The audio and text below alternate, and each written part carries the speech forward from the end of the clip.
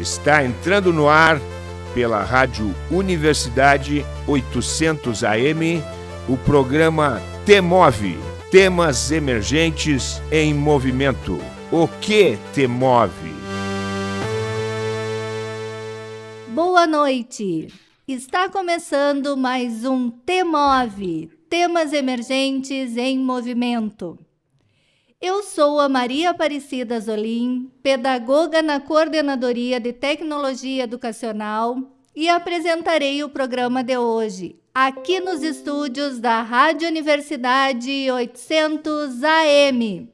Excepcionalmente hoje, o programa não contará com a presença do professor Clayton Hillig. O programa T-Move, Temas Emergentes em Movimento, é um projeto da Coordenadoria de Tecnologia Educacional da UFSM, vinculada à Prograde, Pró-Reitoria de Graduação. Proporcionamos aqui um espaço de conversas e troca de ideias, através de entrevista com palestrantes dos temas emergentes. Hoje, a nossa conversa é com a professora Nikele Winter. A professora Nikele é graduada em História pela Universidade Federal de Santa Maria.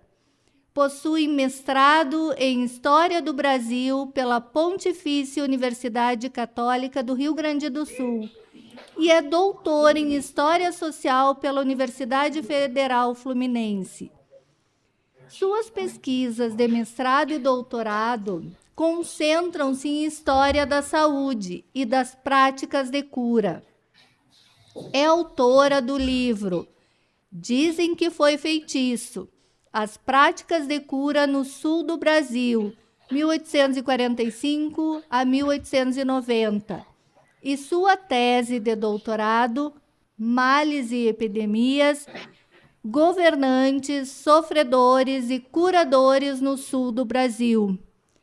Trata sobre as pandemias do cólera de 1855. Atualmente, a professora Nikele é professora do Departamento de História da UFSM e dedica-se a investigações de questões que envolvam gênero e a história das mulheres na época contemporânea. É também escritora de ficção, autora de Territórios Invisíveis, que é um romance infanto-juvenil, finalista do Prêmio Argos de 2013. Guanabara, Real e Alcova da Morte, vencedores dos prêmios Leblanc e Ages de 2017. Viajantes do Abismo, finalista do Prêmio Jabuti e vencedor do Prêmio Odisseia de 2020.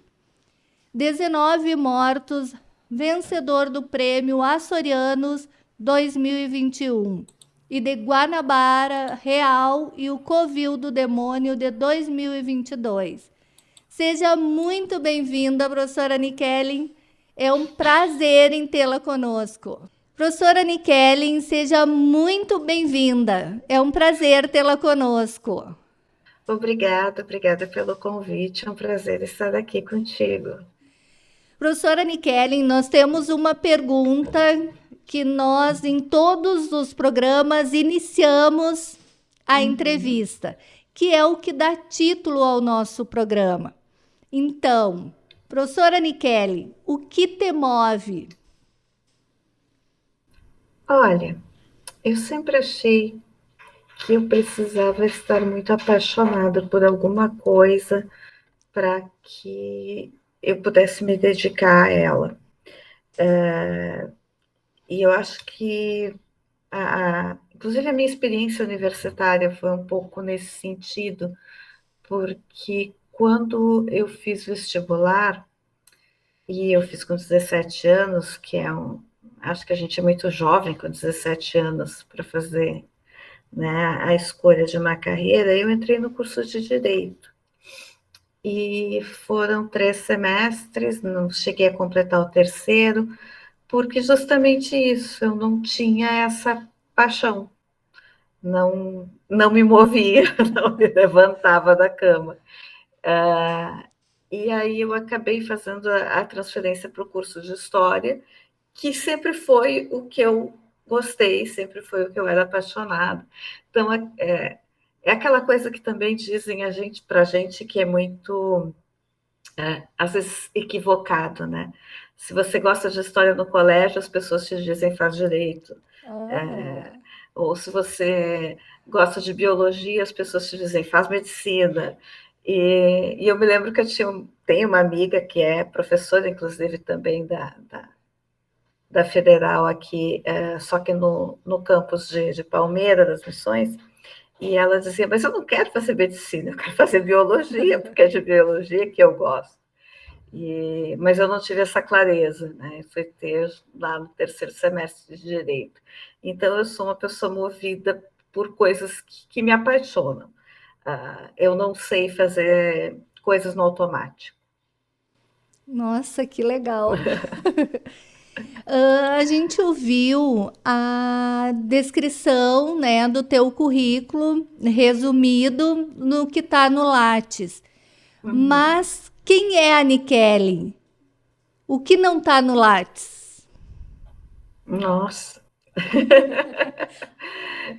As primeiras perguntas são as mais difíceis.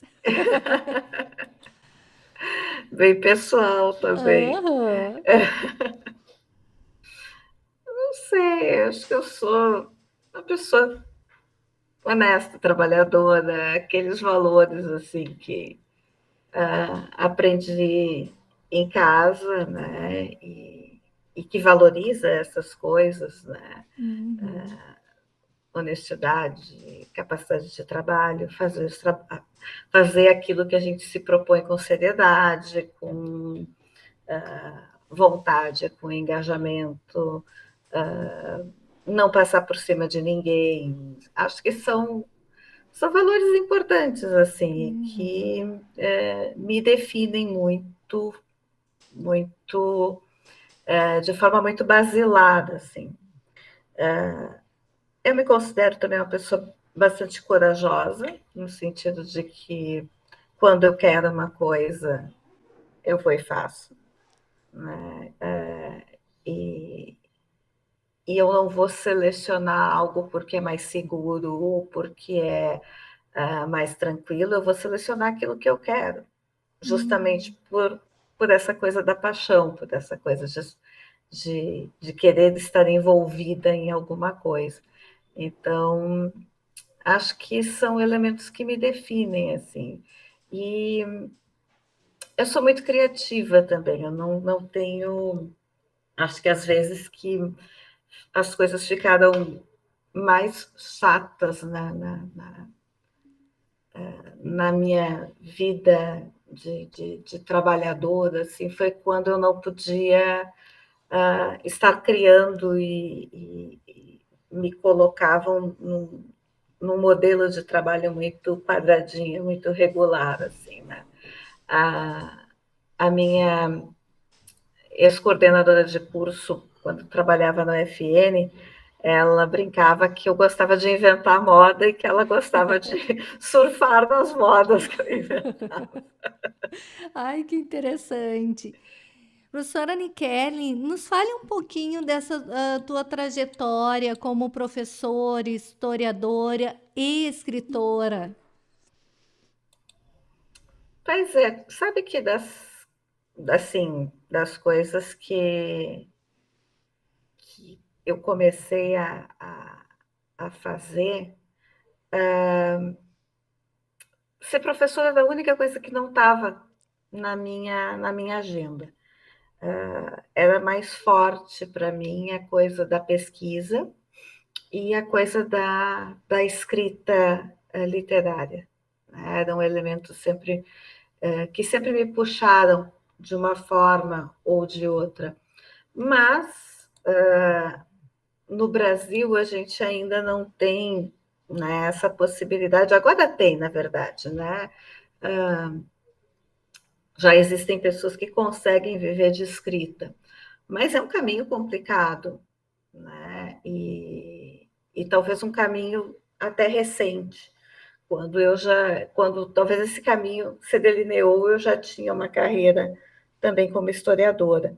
Então, acabou que eu primeiro me dediquei a ter uma profissão que me satisfizesse em termos, né, dessa vontade de pesquisa, de conhecimento, de curiosidade, mas que também tivesse um fim de mês regular.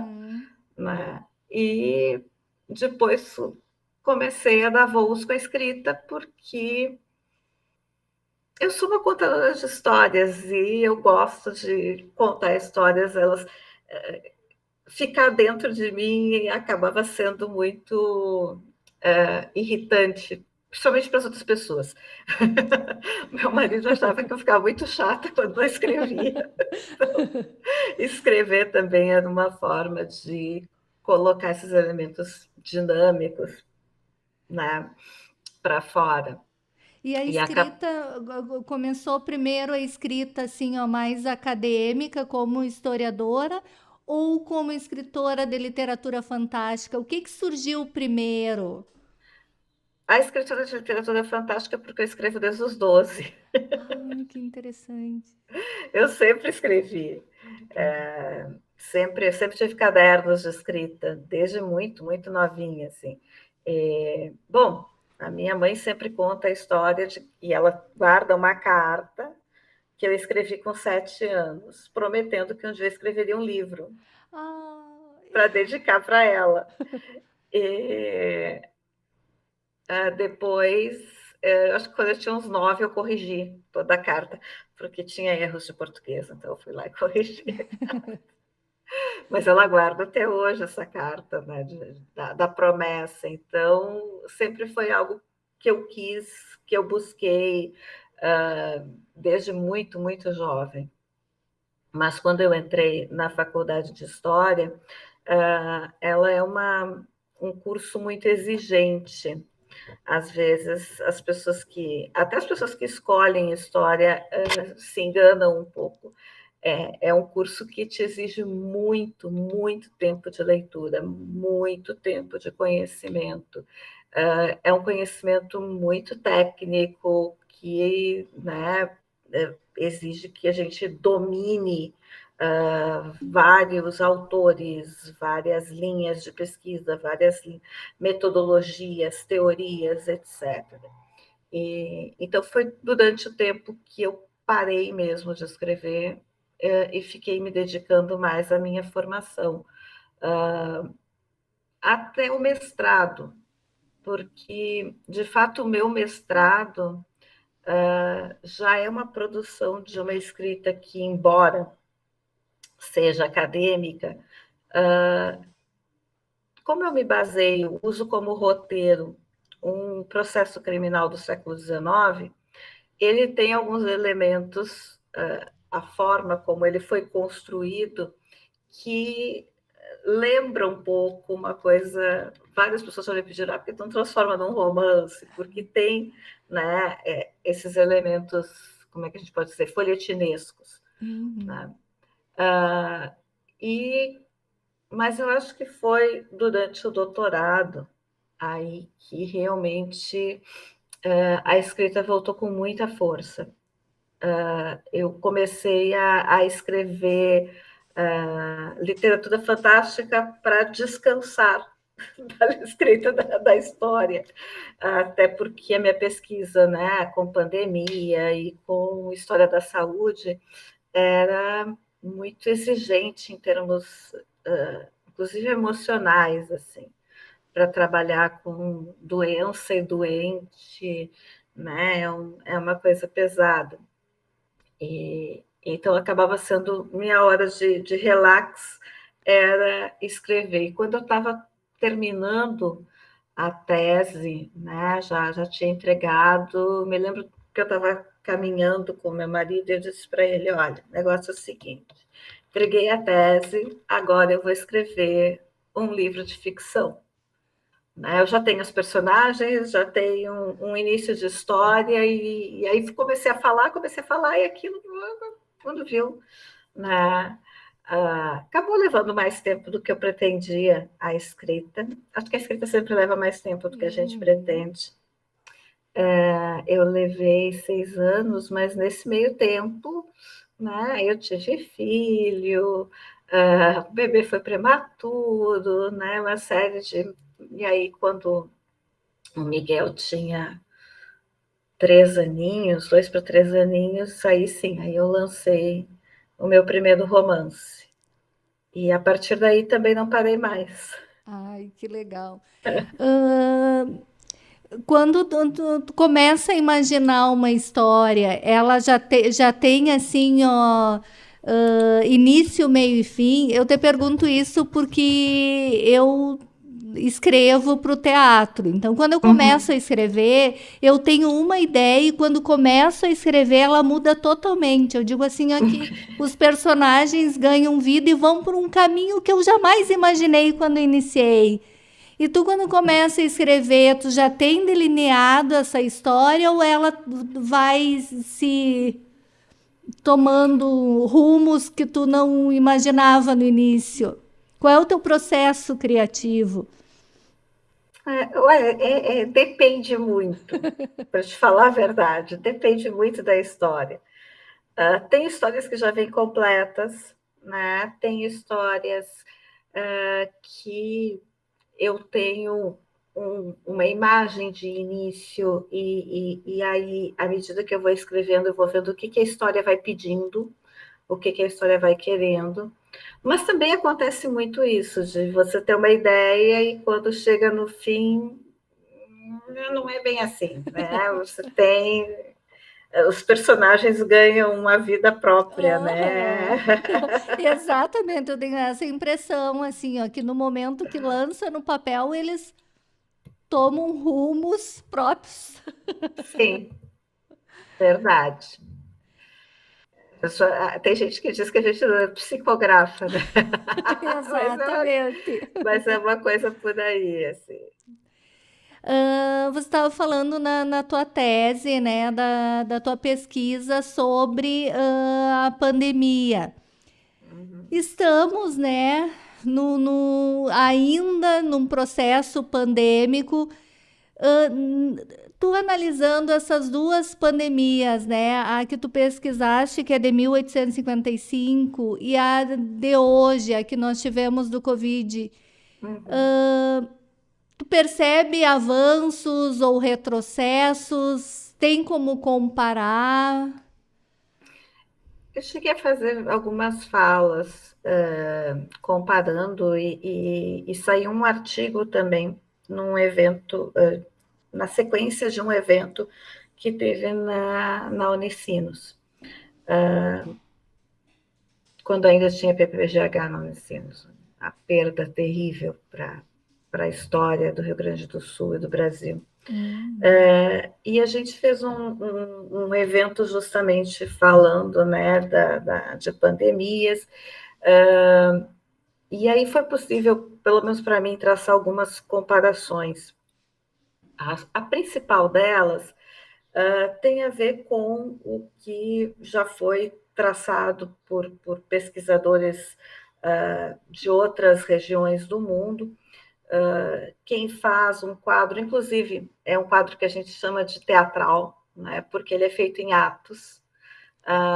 O Charles Rosenberg, que é um historiador norte-americano, estadunidense, ele fala de que as pandemias e as epidemias elas se desenvolvem nesses atos, né?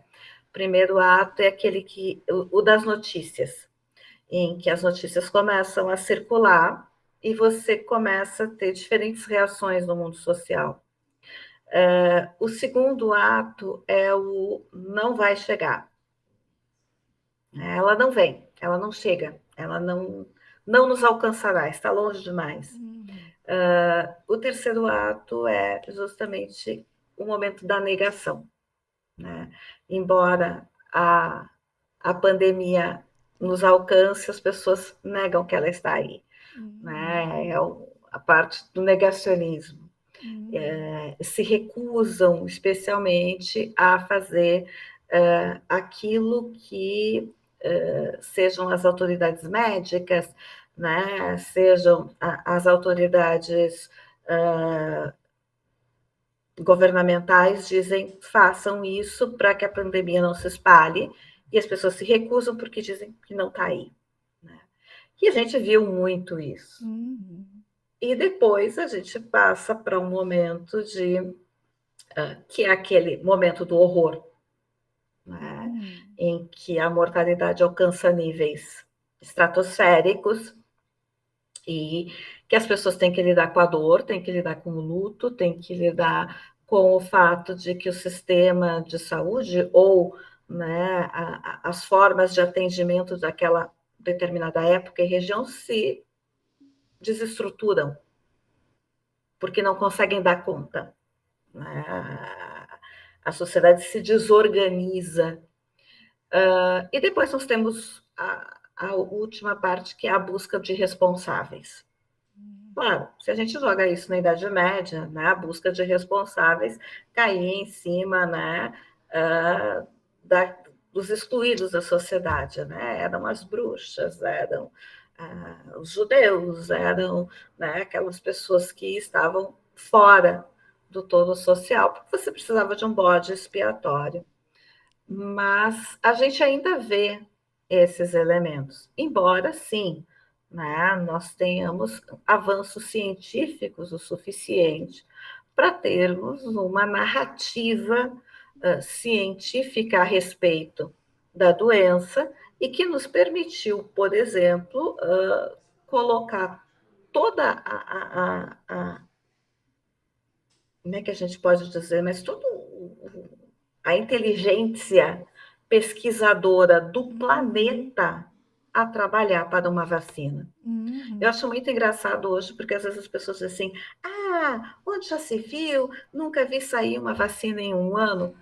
Nunca. O planeta inteiro trabalhou para uma vacina. E não partiram do zero, né? Eles partiram já de muitos anos de pesquisas. De pesquisas, de possibilidades e, assim, com testes no mundo todo. Se testou na universidade, no USM, né? O nosso hospital fez testes, participou das pesquisas, assim, foi o mundo inteiro. Não foi uma coisa que saiu do nada, né? Do zero para uma vacina em um ano. É um desconhecimento muito grande de como funciona a ciência e de como funciona a pesquisa, porque tanto a ciência quanto a pesquisa são acumulativas, né? E é justamente por essa acumulação que a gente consegue.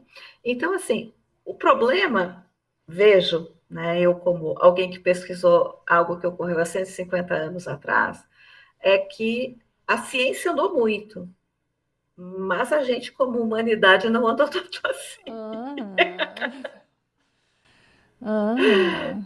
Sim, a vacina, pais não levando as crianças para vacinarem, né? O risco de doenças como a poliomielite retornarem uma doença gravíssima que tinha sido erradicada, está correndo o risco de retornar pelo negacionismo. Então, inacreditável. O sarampo, né? Os Estados Unidos, que é um país em que avançou muito a ideia antivacínica, está sofrendo com o retorno dessas doenças que eram para já ter sido vencidas, eliminadas, né? Se as pessoas... eu sempre dizia em aula, né, que... porque eu estava tentando justificar a mortalidade infantil dos períodos anteriores às vacinas e ao incremento da nossa alimentação, né? Que são duas coisas que vão ocorrer meio que paralelamente. Você tem um incremento geral da alimentação e uma diminuição global das fomes, mas também você tem, né, o incremento da vacinação. E eu estava justificando isso em sala de aula, por quê? Porque a mortalidade, até final do século XVIII, isso eu estou falando da Europa, era uma coisa absurda, assim, se falava, né? Claro que as estatísticas são muito díspares, né? Mas alguns autores chegavam a falar de se chegar 2 crianças à fase adulta de 10 nascidos. Nossa. Tá? Então, era um troço muito...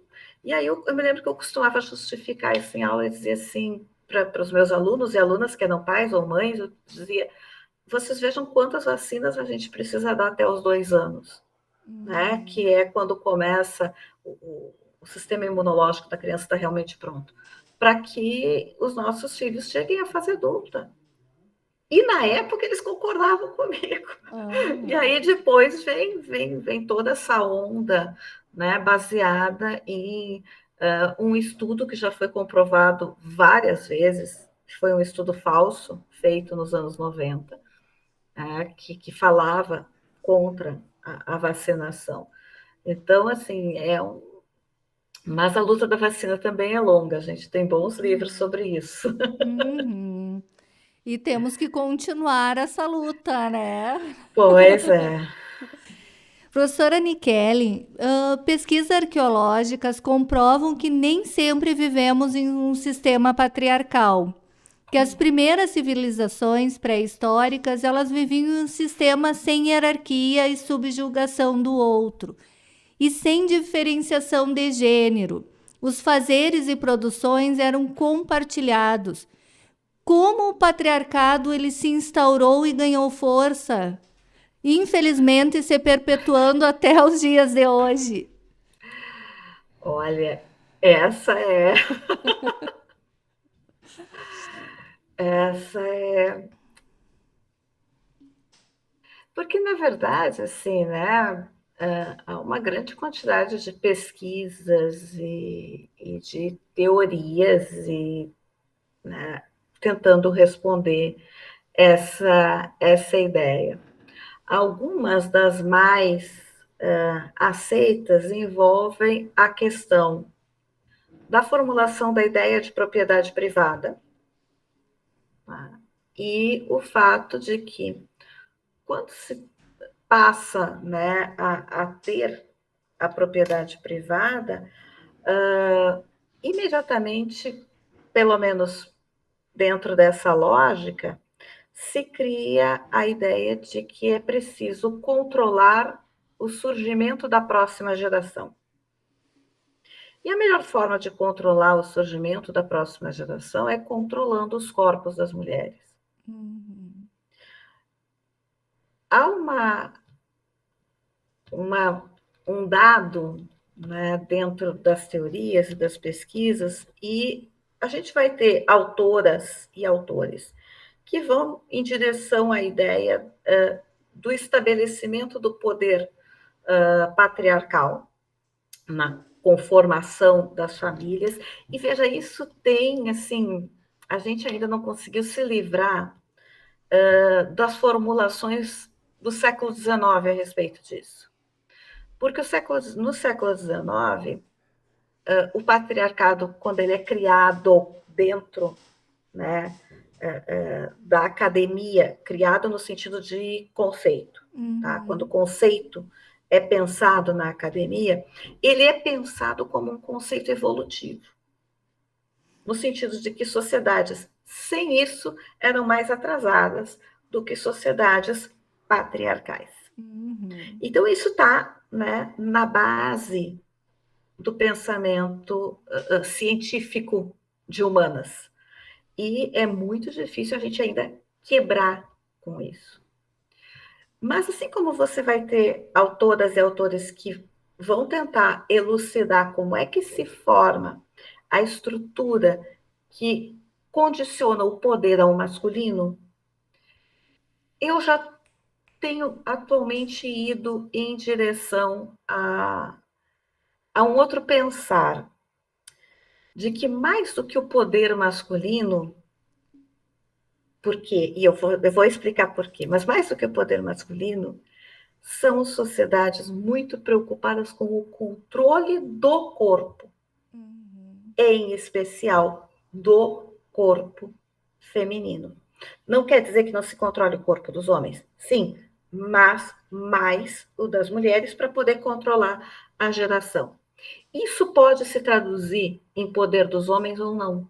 Você vai ter também sociedades que não têm acentuadamente uma estrutura patriarcal e ainda assim tem uma série de regras que condicionam e conformam o corpo feminino. O corpo feminino não é livre. Ele não é livre para gerar, para parir, para não gerar, para não parir, ele não é livre. Né? E a gente tem que rabiscar para achar uma sociedade em que esse controle não existe, em que haja uma certa liberdade em relação a isso. Então, é uma resposta bem complexa e que você vai ter várias linhas. Mas eu tenho me focado mais em pensar que o controle feminino é superior, o controle do feminino é mais forte do que a construção do poder conectado ao masculino. Nossa, esse primeiro bloco passou voando. Nós vamos ter que chamar um intervalo e logo retornamos.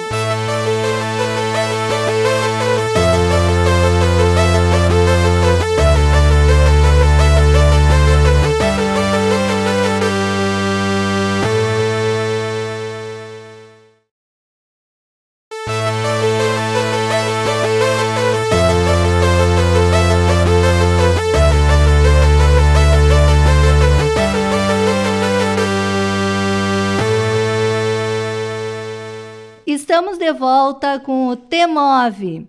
Para você que ligou o rádio agora, seja muito bem-vindo.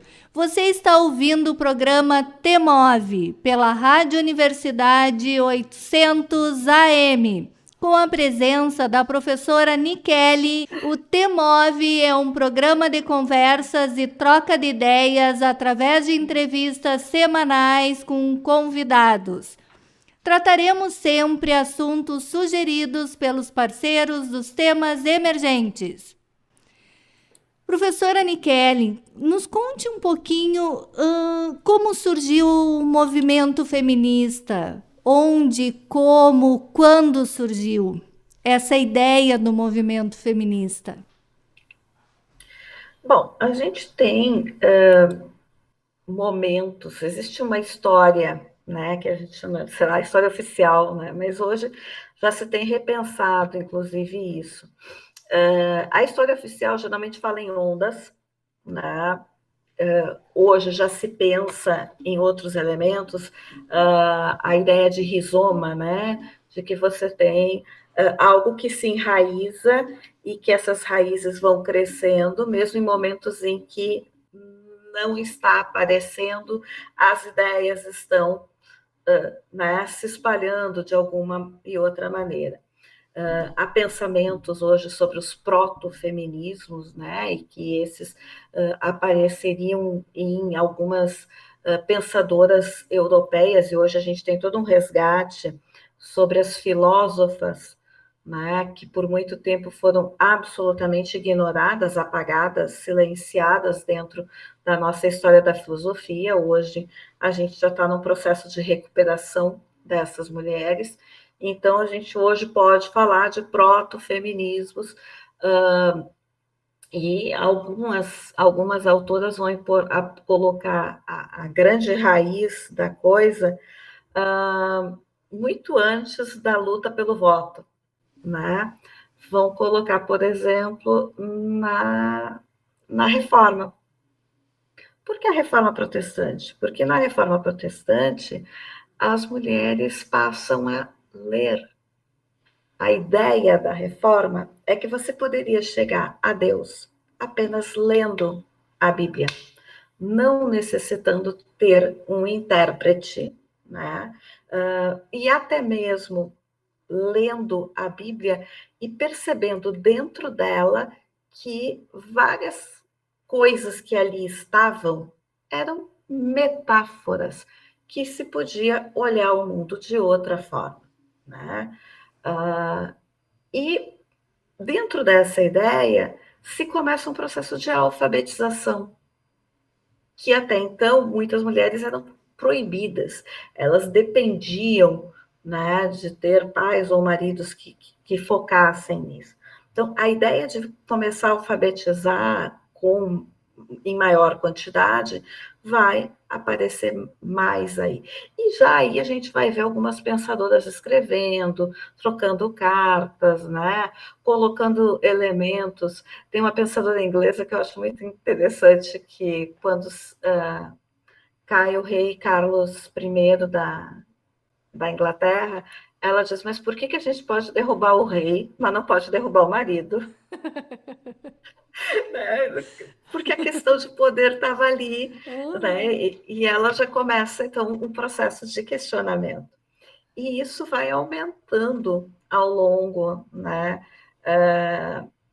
Ali no final do século XVIII, nós vamos ter várias pensadoras iluministas se apropriando do iluminismo, se apropriando da ideia de que a diferença entre as pessoas era uma diferença educacional e que, portanto, se deveria reivindicar uma educação igualitária, uma educação que homens, na qual não houvesse diferença, né, do que se ensinava para os homens e para as mulheres. E essas mulheres vão ser, né, as grandes mães do pensamento feminista, e ao longo de todo o século XIX, a gente vai ter pensadoras, né, mas ao mesmo tempo uma reação muito forte do mundo social. Na maioria das vezes, elas foram classificadas como loucas, né? Então, mas não quer dizer que elas não existiram ou que elas não estiveram ali, elas ocupam de forma muito significativa o século XIX, para no final do século XIX, quando se tem, então, uma efetiva conquista, né, nos países mais democráticos da questão do voto, elas passam a dizer que elas não podiam estar sujeitas a leis que não fizeram. Elas não podiam pagar por uma legislação com a qual elas não concordavam, porque elas não participaram dos debates dessa legislação. E aí a gente tem, né, aquela efervescência que foi chamada de primeira onda do feminismo, ou feminismo sufragista, que, né, se espalha, em especial pela Europa e América do Norte, mas que, com o tempo, especialmente depois da Primeira Guerra Mundial e das conquistas, né, dos primeiros países ali que vão conquistando o voto feminino, isso começa a se espalhar, né, por outras regiões do mundo e, inclusive, vai estar junto com os movimentos de descolonização, né, de várias esferas do mundo. No Brasil vai chegar nos anos 30, então o sufragismo ele permanece, né, até meados do século XX, e aí a gente tem, né, um refluxo, se pode dizer, com a Segunda Guerra Mundial, que é algo também que toma o país inteiro, o mundo inteiro, mas quando se termina a Segunda Guerra Mundial, se tem uma geração de mulheres muito ciente dos seus poderes e das suas capacidades. E essas mulheres, elas vão exigir para suas filhas, né, um maior espaço, especialmente dentro das universidades. E esse espaço dentro das universidades, nos anos 50 e 60, é que vai originar várias mudanças, inclusive na forma de pensar e no pensamento das humanidades, trazendo novos objetos, novas abordagens, novas ideias e explodindo na efervescência, né, da segunda onda dos anos 60, em que, então, já munidas, né, de outros elementos, como, por exemplo, a pílula anticoncepcional, se vai ter uma maior reivindicação. Eu digo uma maior porque não quer dizer que não houvesse antes, tá? Houve, mas uma maior reivindicação ao direito ao seu próprio corpo, à sua sexualidade, à escolha, né, de seus parceiros ou parceiras de vida, que eram coisas ainda vetadas às mulheres, mesmo na década de 60. E sobre a questão da mulher no mercado de trabalho, como tu percebe essa questão? Existe um pensamento, né, bem, muitas vezes equivocados, e eu já repeti isso, né, de dizer que as reivindicações, por exemplo, das sufragistas iam em direção a poder entrar no mercado de trabalho. Isso é uma falácia. Em primeiro lugar, porque as mulheres nunca estiveram fora do mercado de trabalho, né? Especialmente as mulheres pobres. Essas, então, né, sempre trabalharam muito. Né? O que nós estávamos fora era da possibilidade de ganhar salário, da possibilidade de ter carreiras, né, e de sermos reconhecidas como profissionais. Mas jamais estivemos fora do mercado de trabalho. Mais do que isso, as mulheres que ficam em casa, elas não ficam sem trabalhar, elas estão trabalhando. E o trabalho não pago dessas mulheres, traduzidos, né, na nossa sociedade como amor, é uma das bases, inclusive, da acumulação primitiva do capital. Né? Aí surgiu a leitura da Silvia Federici, que é uma historiadora ítalo-estadunidense e que desenvolve muito bem essa ideia, né, sobre a questão do trabalho não pago das mulheres e o quanto todo o desenvolvimento do mundo capitalista se beneficiou deste trabalho não pago. E que se criou todo um discurso ideológico para dizer coisas como, né, isso é amor, isso é cuidado, isso faz parte da natureza feminina, né, como se todas nós viéssemos com o gene embutido, né, da maternidade, de lavar a louça, eu falo maternidade porque a maternidade também é algo que se aprende, né? A gente aprende a ser mãe o tempo todo. Mas e que de operar a máquina de lavar, né? Porque também parece que esse é um gene, né? Que só está ligado ao cromossomo X, ao segundo cromossomo X, não ao primeiro. Mas são elementos super importantes assim da gente quando a gente pensa trabalho e mulheres, né, não pensar como coisas desconectadas ou que plim apareceram porque as feministas inventaram que mulher tinha que trabalhar fora. Não é por aí. Né? O que as feministas queriam, querem ainda, é que todos ganhem pelo trabalho feito.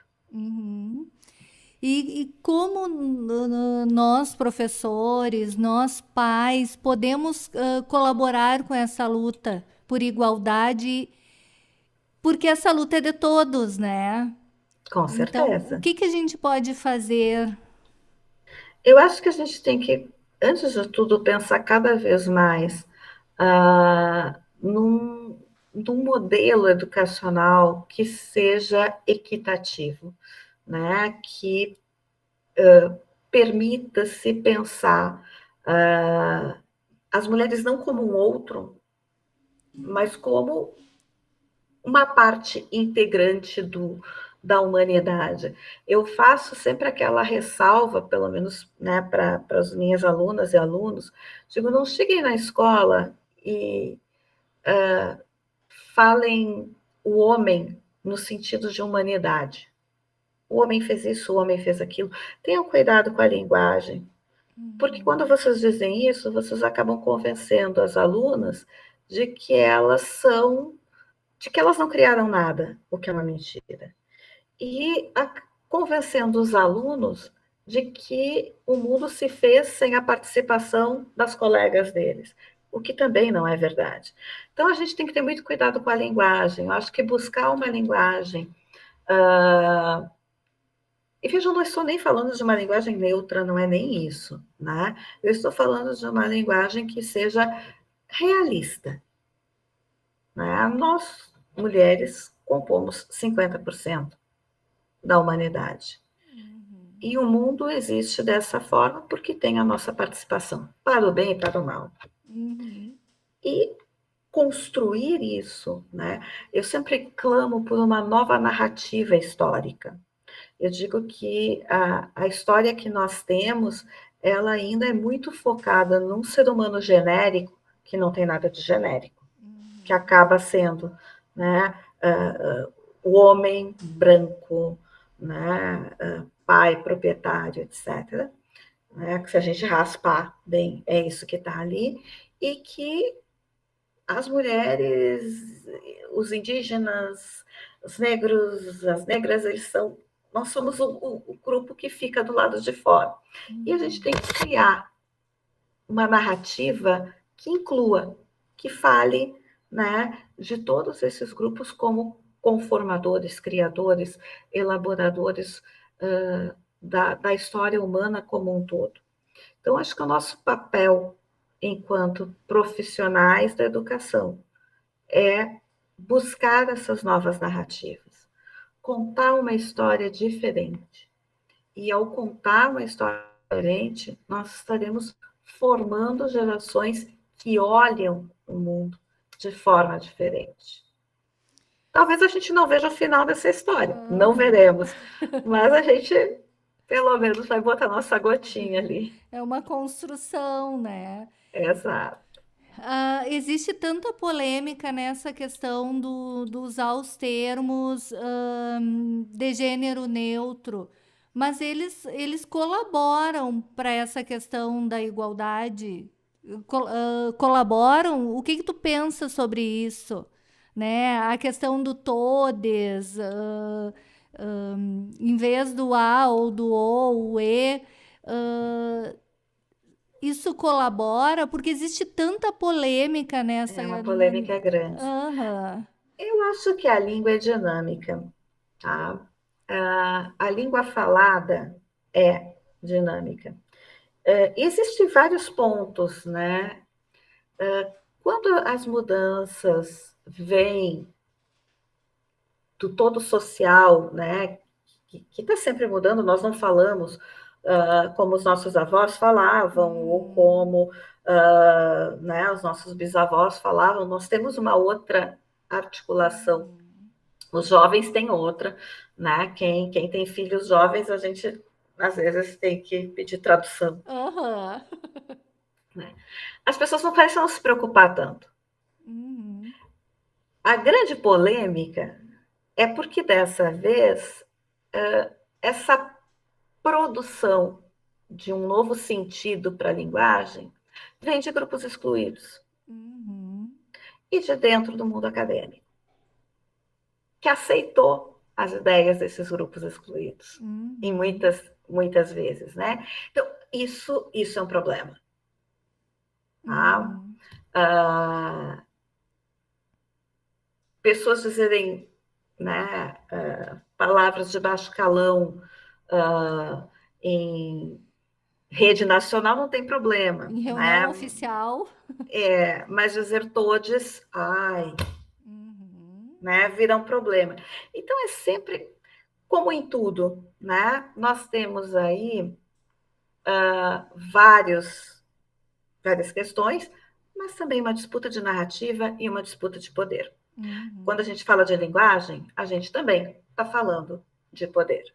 Quando eu digo eu me recuso a usar uma linguagem neutra ou uma linguagem inclusiva, eu estou botando o pé em cima de uma ideia de poder com a qual eu me identifico.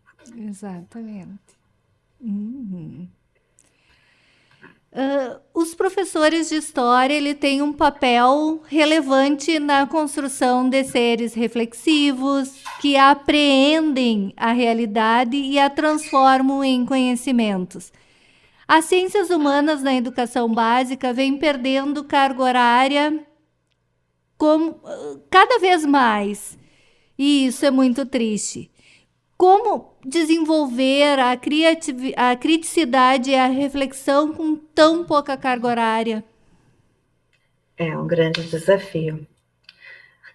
E ao mesmo tempo, mesmo com pouca carga horária, ainda desenvolvemos um trabalho suficientemente incômodo para algumas vezes sermos apontados como inimigos número um.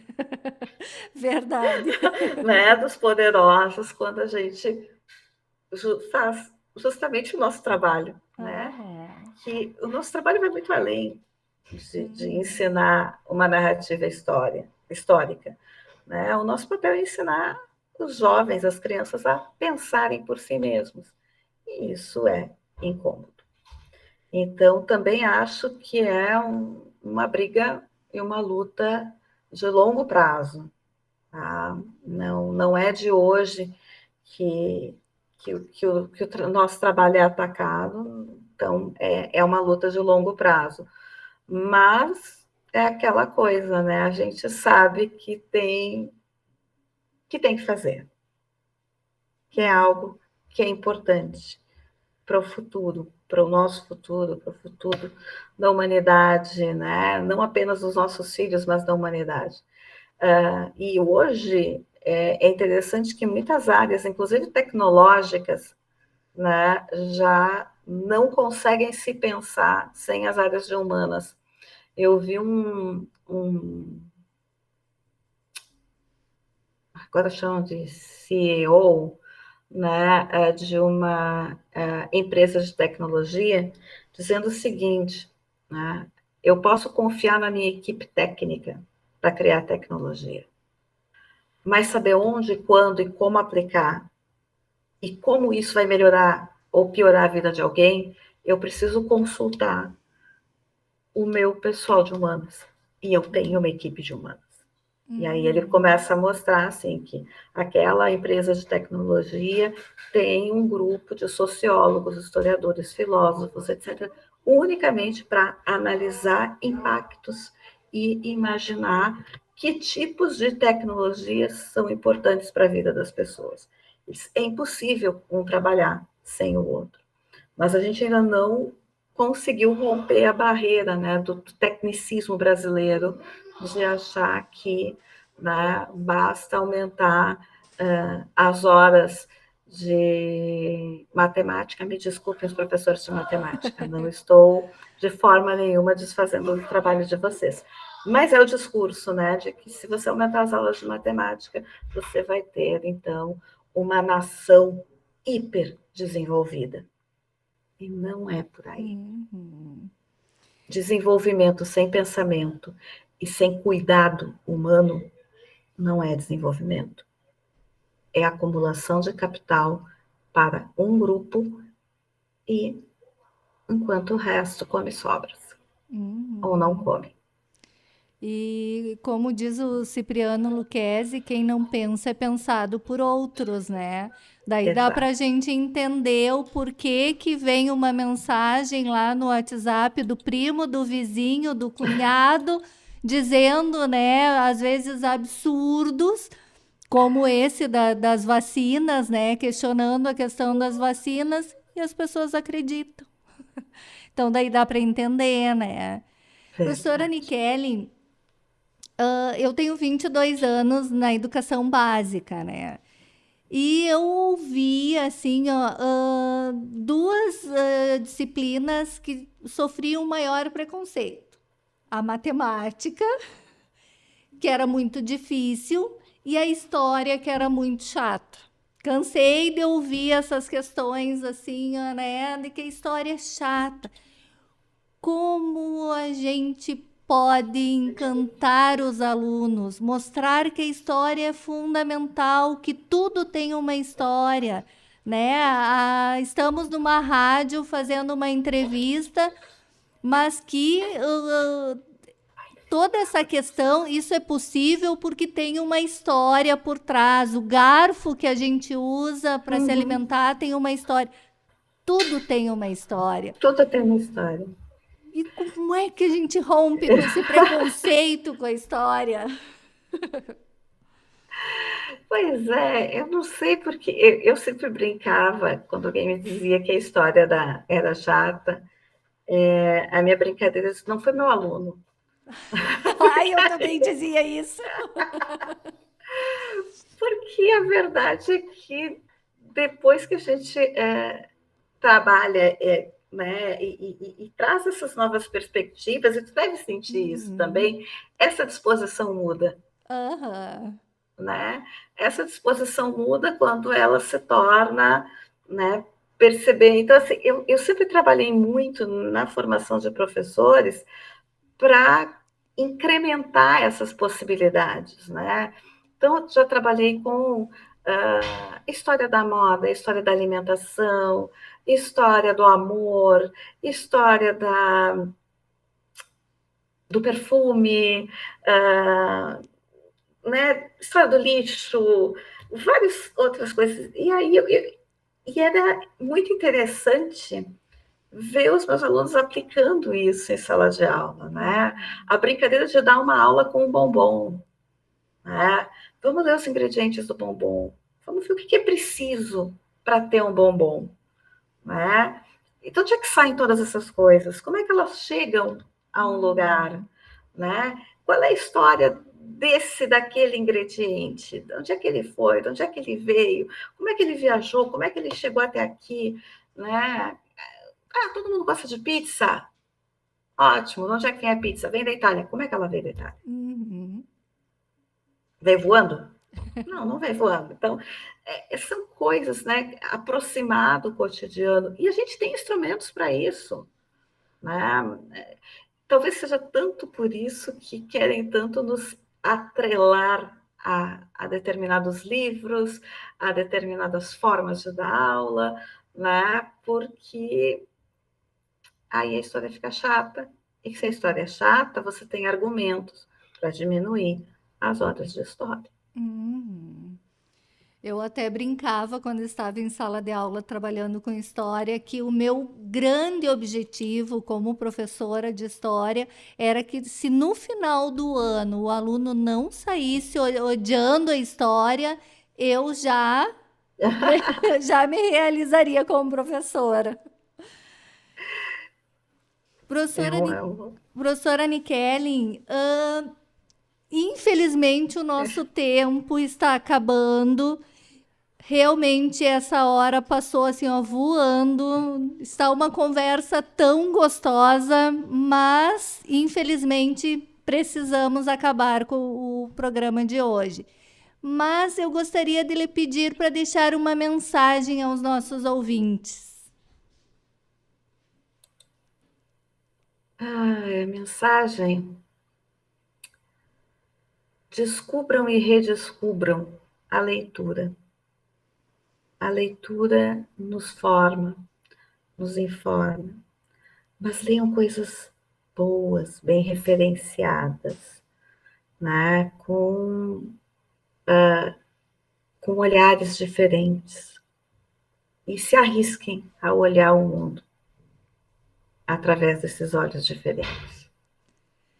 Que lindo! Professora Nikellen, quero te agradecer assim, ó,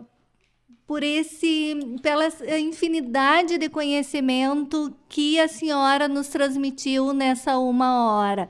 Realmente foi assim, ó, um programa muito legal, de muito aprendizado. Te agradeço. Eu que agradeço o convite, querida, foi um prazer. O T-Move vai ficando por aqui. Eu sou a Maria Aparecida Azolim, pedagoga da CTE, e apresentei o programa de hoje. O nosso programa conta com a produção da comunicadora social Luísa Peixoto e da diretora da CTE, Lisiane Miller. Trabalhos técnicos de Giano Al e direção de rádio de Jonathan Ferreira. Nós estaremos de volta a partir das 6 da tarde da próxima terça-feira, falando sobre os temas emergentes em movimento, aqui pelos estúdios da Rádio Universidade 800 AM. Obrigada pela sua audiência e até semana que vem!